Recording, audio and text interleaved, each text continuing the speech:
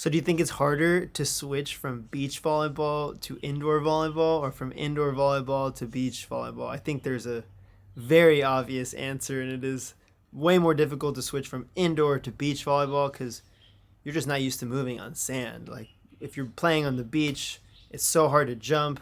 And then you go to indoor, it's like, wow, you feel like you're flying, you feel like you're super fast. Everything's just more precise, more controlled, more consistent. Um, but then after you play indoor for a while and then you go to the beach, you just feel like a newborn deer is what I feel like. Feel like you're not jumping, you're just not controlled, you're just so slow and tired. And I've been asked this question a few times recently is how do you make that transition specifically with jumping? So, well, the obvious one is get your sand legs, like play all the time.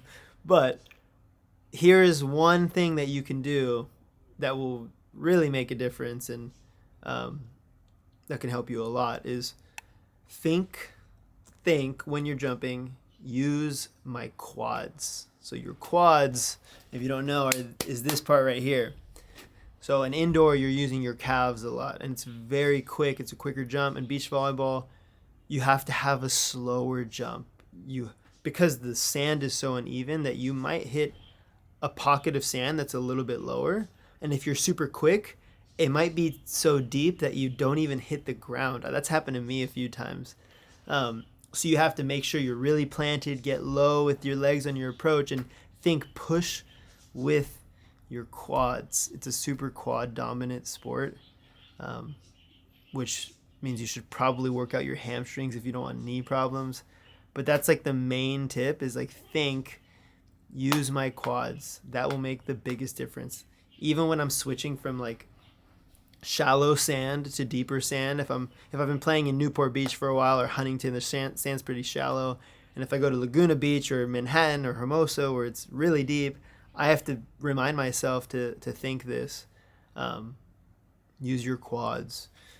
Obviously, another answer would just be keep switching from indoor to beach. At this point, I can go play indoor and then go back to beach, and it doesn't really affect me that much because I've done the switch so many times. But I do remember my first time making the switch, and it was really bad going back to beach. And then each year I made that switch, it just became a little bit easier. So that's my advice for you. I mean, do a lot of burpees. Like you're not using your momentum to jump as much as you would in indoor because you don't have as much grip. So in sand volleyball, well, in sand, when you're moving forward and you stop, you end up sliding in the sand. It's harder to use that momentum to power yourself up. Okay. So you have to take a slower approach. You literally just have to. So during burpees or static jumps where you don't have an approach and you're pushing with just your legs, those type of exercises will help you jump higher in the sand, to where you're not reliant on the approach. And that's why, I mean, I know a guy, Nolan Flexen, if you know his name. He doesn't have a crazy vertical. It's like 36, maybe it's 38 now, which is like, it's pretty good, but it's not like insane. But he would get up so easily. And I was seeing in sand volleyball, he was still getting so high. And I'm like, that doesn't even make any sense. But I guess he was quad dominant or something, but he was able to get up standing or with the approach. His approach jump and his standing jump were almost the same. We did the test, had him reach, touch the pegs to see how high you can touch, and he got almost the same exact vertical on both.